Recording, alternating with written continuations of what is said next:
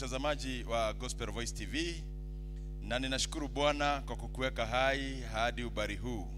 Ni kwa neema yake ndio hatuagamii, sio bidii yetu wala ushindi wetu. Na nikwambie Mungu anakupenda zaidi ya vile unavyojishughulikia. Ana uwezo na ana mamlaka juu ya maisha yako, na ndio maana uko hai. Na ninakukaribisha tena kwa kipindi chetu jioni ya leo katika jina la Yesu, na niko na imani ya kwamba maneno tutakayoyaongea italeta utofauti katika maisha yako. Nataka niongee kuhusu mipaka ya katika maisha, both physical and spiritual boundaries ambazo Mungu ametuwekea. Mipaka katika maisha, both physical and spiritual boundaries ambazo tumewekewa. Na nataka tuombe ndio tuweze kuingia kwa neno. Ninaitwa Pastor Raphael, mchungaji wa CFF Makutano, na Yesu pande hii anatawala. Let us pray. Father, in the mighty name of Jesus, we thank you because you reign. Wewe ni Bwana katika maisha yetu. Nuru yako na ushindi zimekuwa nguzo katika maisha yetu. Umekuwa mwema na mwaminifu, na ndio maana tuko hai siku ya leo. Umetulinda na kutupigania, na neema yako inatutosha. Tunanyenyekea mbele zako tukiomba sasa unipe usemi ndio niweze kunena na watu wako na makusudio yako yatimie. Ninatiisha kila gome ya mwovu shetani na kutangaza hata mishale inayofunga masikio ya watu wako wasisikie neno ya kwamba haitakuwepo, na giza ambayo inawekwa na shetani katika maisha ya watu kwenye mawazo ili wasilielewe neno lako haitakuwa kwa mtazamaji, ili neno lako liweze kuwa dawa katika maisha yetu. Na ni kwa Yesu Bwana tumeomba na kuamini. Nataka kuongea kuhusu mipaka, maana katika uso wa dunia kuna mipaka ambayo imewekwa, na kila mmoja ambaye anatembea dunia hii unajua ya kwamba kuna mataifa hauwezi ingia kwa sababu ya mipaka. Wanakataa, wanasema wewe sio raia na wewe sio mkaaji wa kwetu.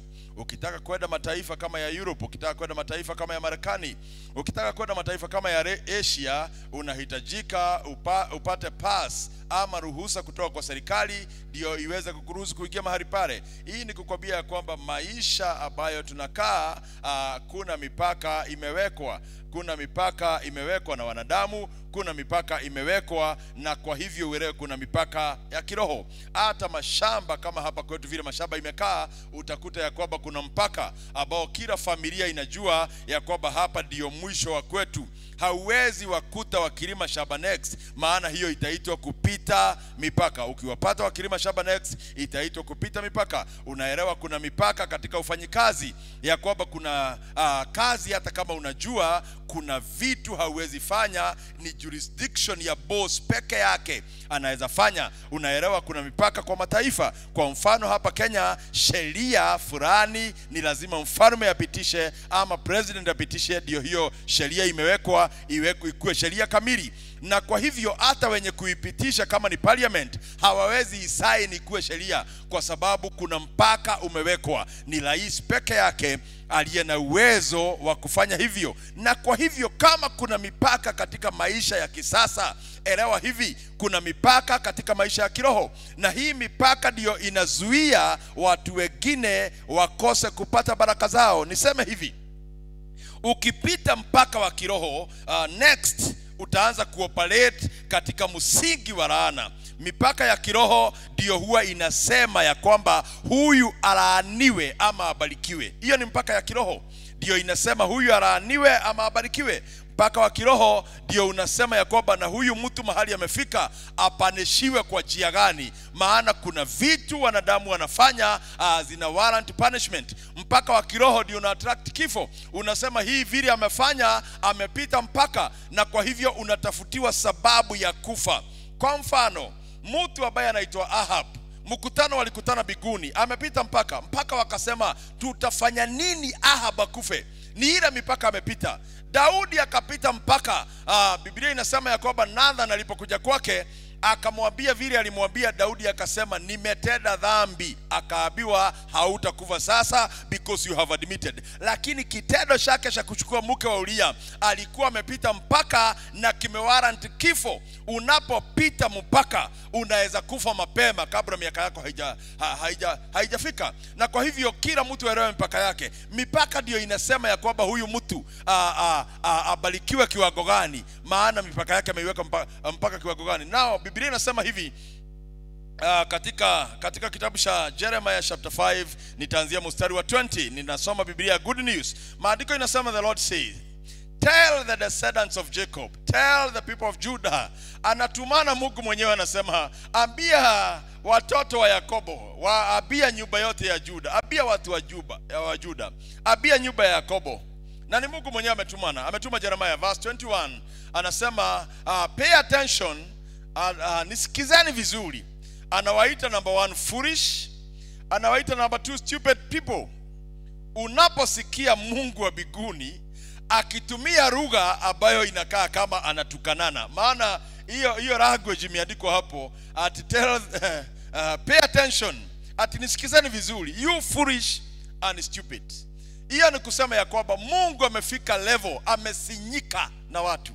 Amefika level, moyo wake umedhihakiwa. Amefika level ni kama anakasirika, anaongea kwa hasira. Hakuna vile Mungu anaongea anasema hawa watu ni stupid na foolish, alafu atikue ya kwamba Mungu alikuwa amefurahi, alikuwa amesikia vizuri. Au kiona Mungu akitumia hii lugha anatumia hapa, ni kusema ya kwamba moyo wake umeumia, kwa sababu umeongea na watu kitu mara moja, mara mbili, mara tatu, lakini hawasikii. Anasema who have eyes but cannot see. Watu wako na macho lakini hawaoni. Who have ears but cannot hear. Watu wako na masikio lakini hata wanene namna gani ya kwamba hawa watu hawasikii. Verse 22, I am the Lord, why don't you fear me? Na Mungu anakasirika kwa sababu gani? Kwa sababu ya watu kukosa woga wa Bwana. Kwa kisasi chetu, unapoona mtu akivuka mipaka, ni woga wa Bwana umekosekana kwenye moyo wake. Na let me tell you mpendwa, kitu ambacho kinasababisha mtu ashikwe mkono na Mungu, na Mungu mtembee naye safari, na safari ndefu ya miaka yako yote, anakupigania, anakutetea, anakubariki, anakutenda wema tofauti na watu wengine, lazima atakuwa ameona woga wake ndani yako. Nataka uangalie mtu ambaye anaitwa Abraham. Ametembea na Mungu safari that you can admire. Ya kwamba Abraham alipopote anapoenda Mungu anampigania. Abraham alienda Misri. Mfalme wa Misri akaiba mke wa Abraham. Nyumba ya Misri ikaharibika yote. Mfalme ambaye anaitwa Abimelech wakati mwingine akaiba mke wa Abraham. Biblia inasema Mungu akaongea na Abimelech usiku, akamwambia nitakuua. Mungu anapotetea mtu katika njia hiyo, kitu moja kilipatikana katika maisha ya Abraham, ni hiyo kitu inaitwa the fear of the Lord. Biblia inasema in the book of Genesis chapter 21, I think 21 ama chapter 22, alipotoa Isaka, Biblia inasema the angel called from heaven, akasema I swear by myself I will surely bless you because I have seen the fear of the Lord in you.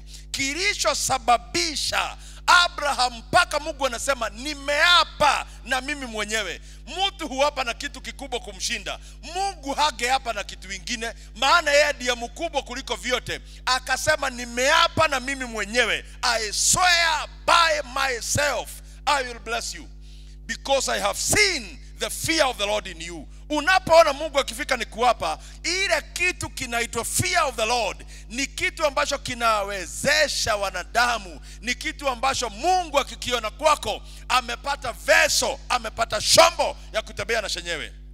Na let me tell you, unapoona Mungu akishindwa kutembea na watu, ndio hiyo mstari, I swear by myself, declares the Lord, that because you have done this and you have not withheld your son, your only son. Mungu anapa peke yake. Verse next inasema nini?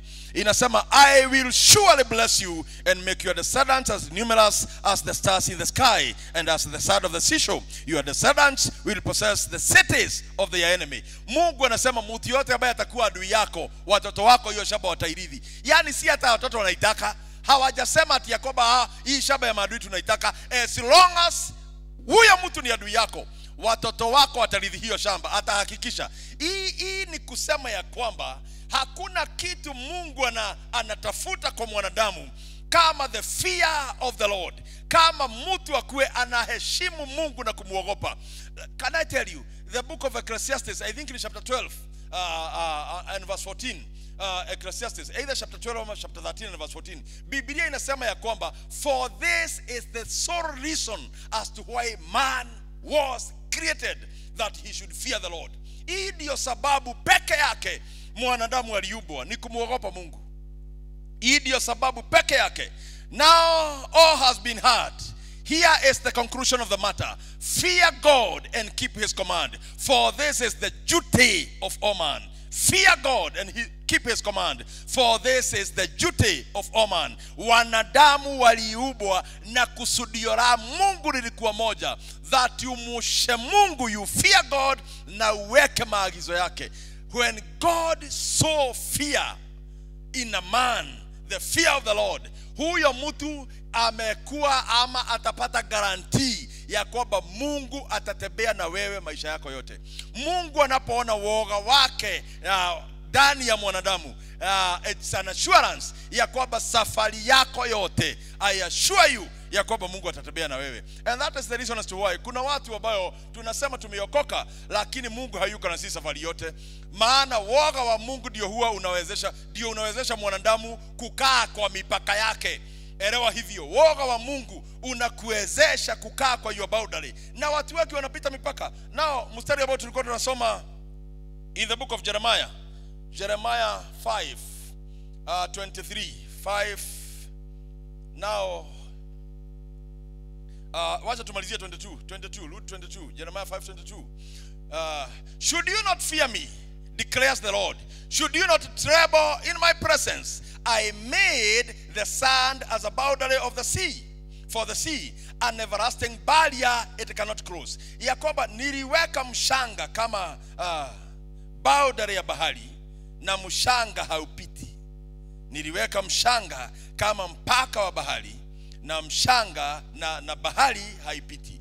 Niliweka mshanga kama mpaka wa bahari, na bahari haipiti. Part B ya hiyo mstari, the waves may roll but they cannot prevail, they may roar but they cannot cross it. Ati mawimbi yanaweza piga lakini haiwezi pita. Hata kama wimbi ni kubwa kiwango gani, likikaribia mshanga linasikia sauti ya Mungu katika hiyo mshanga. Yakobo bahari iliambiwa usiwahi pita hii. Verse 23 inasema, but these people have stubborn and rebellious heart, they have turned aside and gone away. Lakini watu hawa mioyo yao ni migumu. Mioyo yao ni migumu, wamegeuka na wameniondokea. Wakati mtu amepita mpaka, kinachozaliwa kutoka pale ni mambo haya ambayo nitakwambia. Wakati mtu amepita mipaka, kinachozaliwa kutoka pale ni mambo haya nitakwambia. Number 1, ukipita mpaka wa kiroho, number 1, utakutana na vita. Unapopita mpaka wa kiroho, regardless of who you are, utakutana na vita.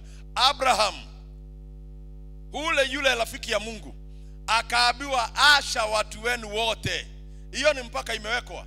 Watu wenu wabaki pande hilo wote, usiende na mtu hata mmoja. Akapita mpaka hiyo ya kiroho iliyosema ashana na watu wenu wote, akabeba Lot. Vita yoyote Abraham alipigana, Lot alikuwa ndio chanzo cha hiyo vita. Abraham vita yote alipigana.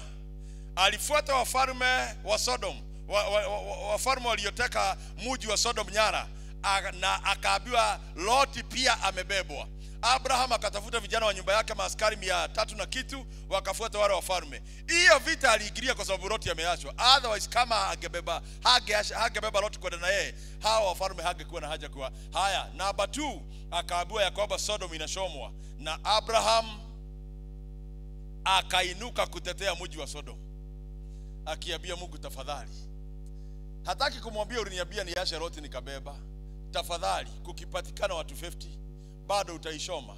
Kukipatikana watu 40, ana negotiate kwa sababu ya Lot. Vita yote aliingia ni kwa sababu ya Lot. Utakapoona Mkristo amejikuta ndani ya vita, in most cases, not all the cases, in most cases, kuna uwezekano kuna mpaka wa kiroho amepita. Mtu anapopita mpaka hujikuta katika hali ya vita. Unakuta ya kwamba kuna vitu mingi unapigana nazo, na let me tell you, hauwezi pigana miaka yote. Kuna wakati inafika mtu anaishiwa na nguvu. You cannot fight always. Hauwezi pigana na miaka 70, hauwezi pigana na miaka 90, hauwezi pigana miaka 100, hata miaka 50 na 40. Kuna wakati unasema I let it go, nimepigana sana.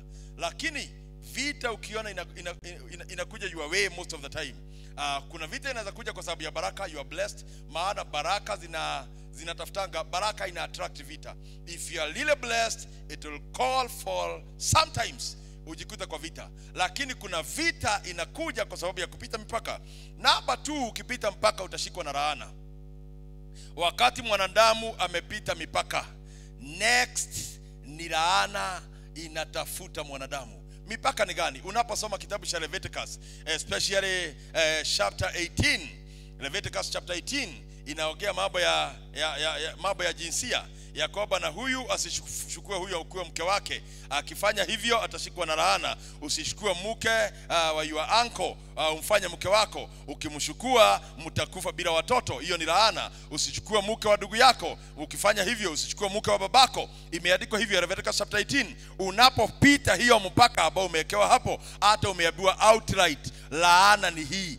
Kuna mpaka umewekwa kitabu cha Malaki chapter 2. Mungu anasema mumenipea mwili mukaninyima roho. Malaki chapter 2 kuna mahali Mungu ameongea hivyo, akasema mumenipea mwili na mukaninyima roho yenu. Na kwa sababu ya kufanya hivyo, na Mungu alisema apewe mwili na roho. In fact anasema apewe roho zaidi, maana roho ndio maandiko inasema yeye huangalia roho. Amesema Malaki chapter 2, mumenipea mwili mukaninyima roho, na kwa sababu ya hiyo mimi nitafanya mambo mawili. Nitapiga watoto wenu.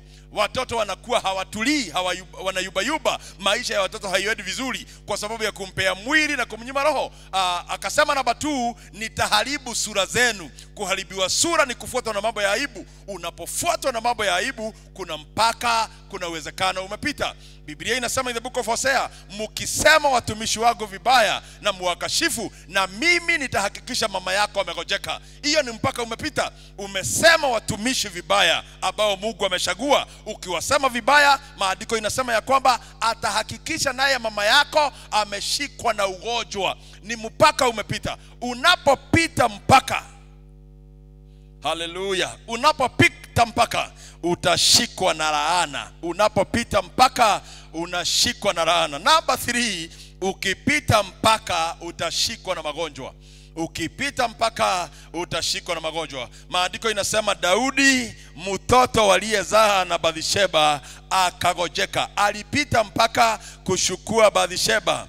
Alipita mpaka akashukua Bathsheba. Kilishozaliwa mtoto akagojeka. Kilishozaliwa mtoto akagojeka. Utakapopita mpaka utashikwa na magonjwa. Nyumba ya Daudi ilishikwa na ugonjwa ya watu kutamani, ya kwamba vijana wa Daudi walikufa kwa sababu ya kutamani vitu ambazo ni abnormal. Wanatamani watoto wa familia yao, wanatamani wenzao. Hata mmoja alitamani mpaka akagojeka. Na hii ni kwa sababu gani? Ni kwa sababu ya kwamba baba alipita mpaka.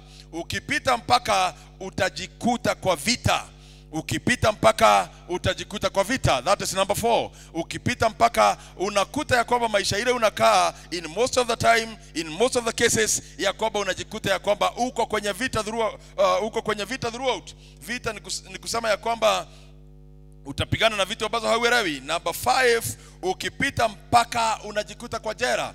There are things that we call spiritual prison. Isaiah chapter 61, Yesu anaongea, anasema ya kwamba nimewekwa roho nije nitagazie mateka uhuru wao. Meaning kuna watu wako hapa duniani wamefungwa jela. Unakaa, you are free, unatembea vile unataka, lakini uko kwa jela.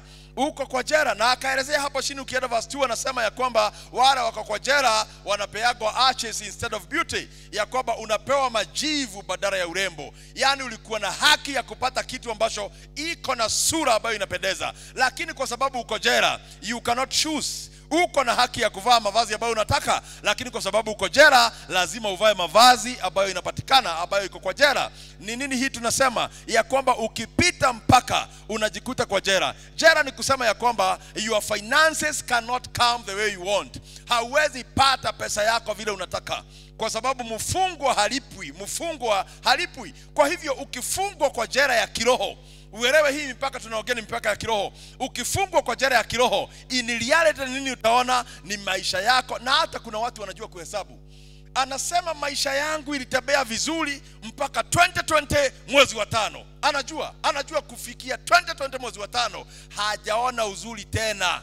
Na kutoka hapa, na huenda hata alikuwa ameajiriwa, ako kazi na hata hajafutwa, bado uko kazi na unaendelea. Lakini unasema kutoka 2020 mwezi wa 5 mpaka leo 2025 Novemba, kuna vitu hapo katikati kwa hiyo miaka sijaona uzuri. In reality anajua kuhesabu. Ni kukwambia kwamba anajua alifika mahali akaingia kwa jela. Unapopita mpaka unajikuta kwa jela. Hata kwa sheria za hapa kwetu nchini, mtu akitendea mwingine apita mipaka ambayo serikali imewekwa, mwishowe upelekwa kotini, utajikuta kwa jela hapa na utakaa kwa jela ile miaka yote mpaka ile jaji ataamua. Unapopita mpaka mtu hujikuta kwa jela. Another thing, unapopita mpaka unakosa baraka.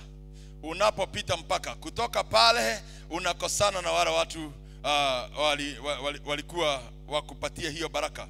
From there unajikuta ya kwamba things cannot go the way they should go. Unakuta mambo haiwezi enenda katika ile misingi na katika ile njia ambayo unatakana iende. Proverbs 23 and verse 10. Proverbs 23 and verse 10.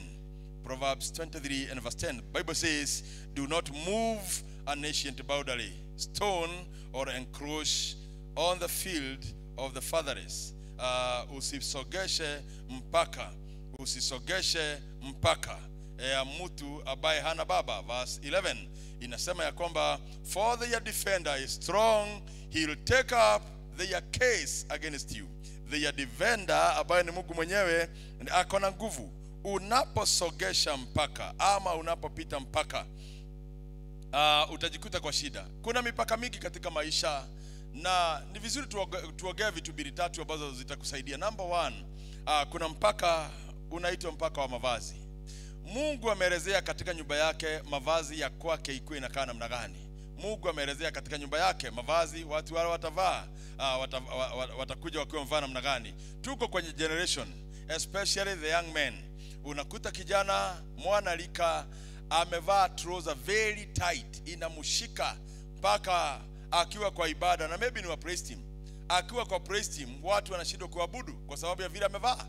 Unakuta mwanadada amevaa nguo ambayo haieleweki, nguo ambayo inakaa see through, ni nguo ambayo si ya kuja kwa ibada. Na ni vizuri tuongee hivi, and I need to insist ya kwamba kila vazi iko na mahali pa occasion. Kila vazi iko na occasion yake. Kuna mavazi ya kuvaa usiku, wakati mtu analala. Kuna mavazi ya kuvaa kwa harusi. Kuna mavazi ya kuvaa unapoenda sherehe.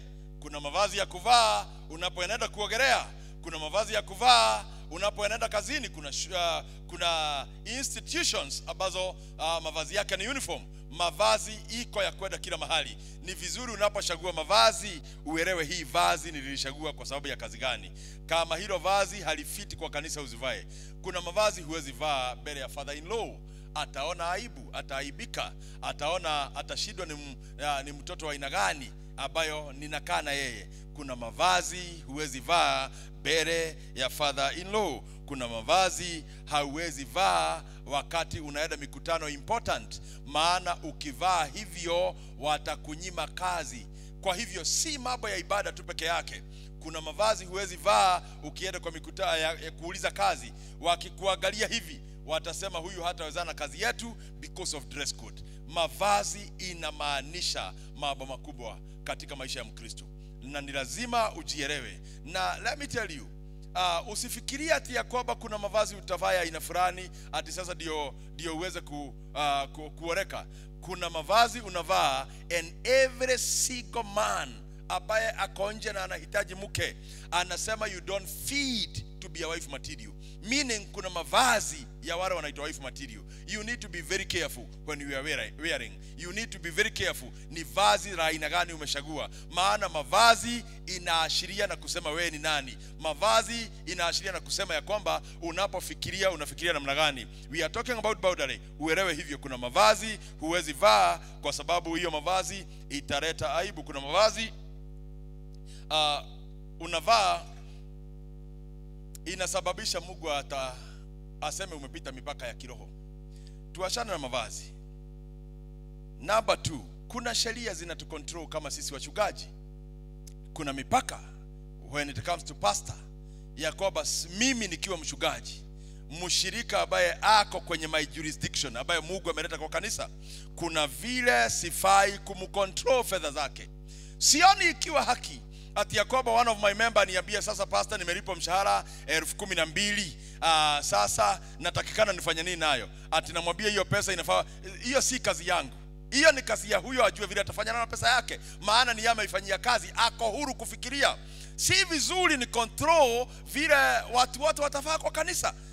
Ni makosa. Maana kama ni kwaya ama ni kikundi fulani kimesema tuvae hivi ndio tukue uniform, ni sawa. Lakini hatuwezi sema ati ya kwamba mtu yoyote ataingia kwa kanisa hili lazima uvae nguo ya white, kiatu ya white na socks ya white.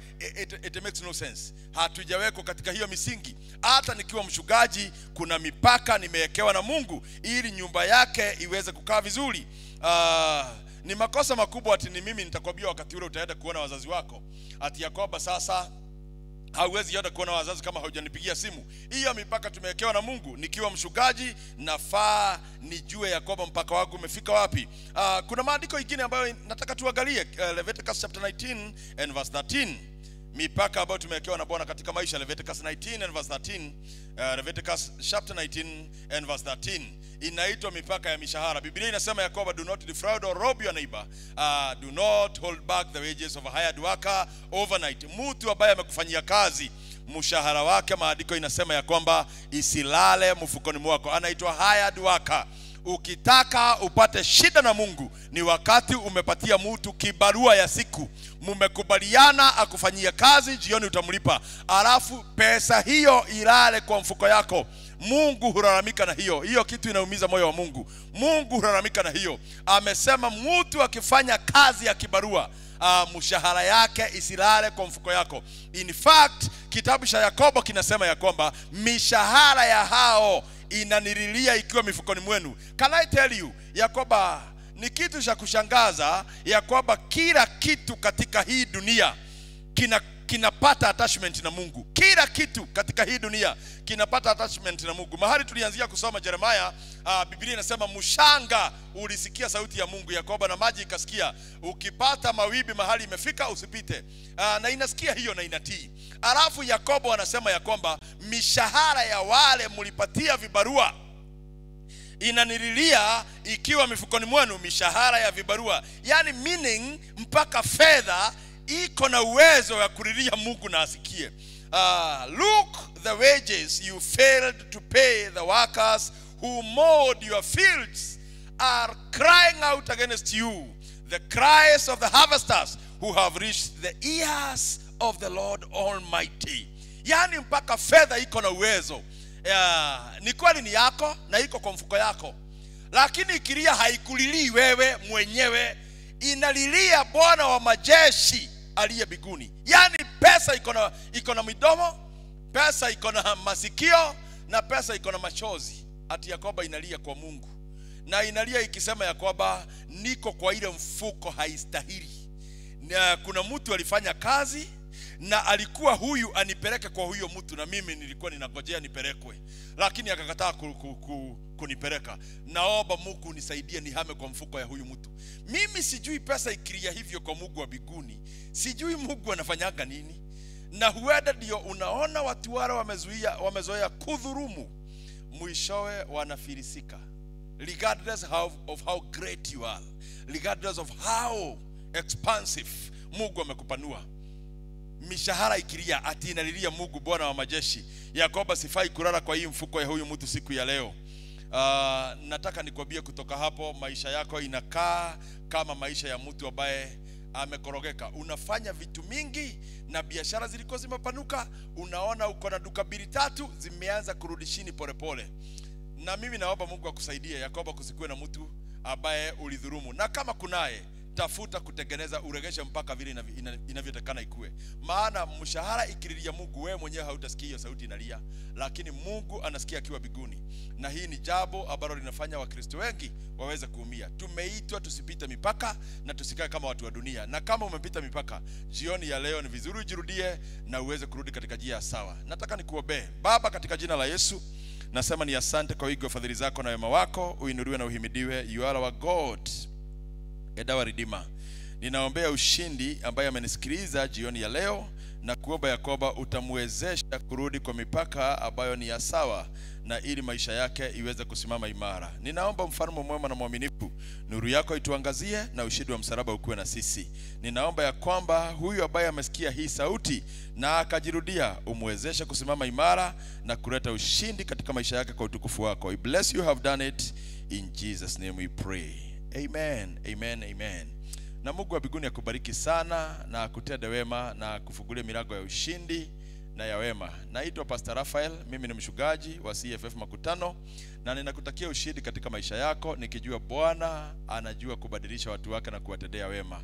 Hata hiyo changamoto unapitia unaona kama ni kubwa, imeandikwa Luke chapter 1 and verse 37 ya kwamba hakuna kitu hata moja kinashinda huyu Mungu. Hata kupigania na akushindanie, maana anakupenda, ndio maana amekuweka hai. Anaitwa Mungu aliyo hai. Wale ambao hana haja na wao amewaua, wameondoka katika uso wa dunia, ama wameondoka kwa njia moja ama njia nyingine, lakini wewe uko hai, akona value kubwa kwako. May God bless you. Ukitaka kunisupport unaweza nifikia kwa hii namba ambayo iko on your screen, ni paybill yetu. Unaweza nifikia kwa hii namba iko on your screen. It is our paybill 222118, account number 7238 7238 itatoa jina Christian Foundation Fellowship, na Mungu atakubariki. Ukitaka kunifikia kwa simu 0725947795 0725947795. May God bless you. May God be with you. Shalom, shalom.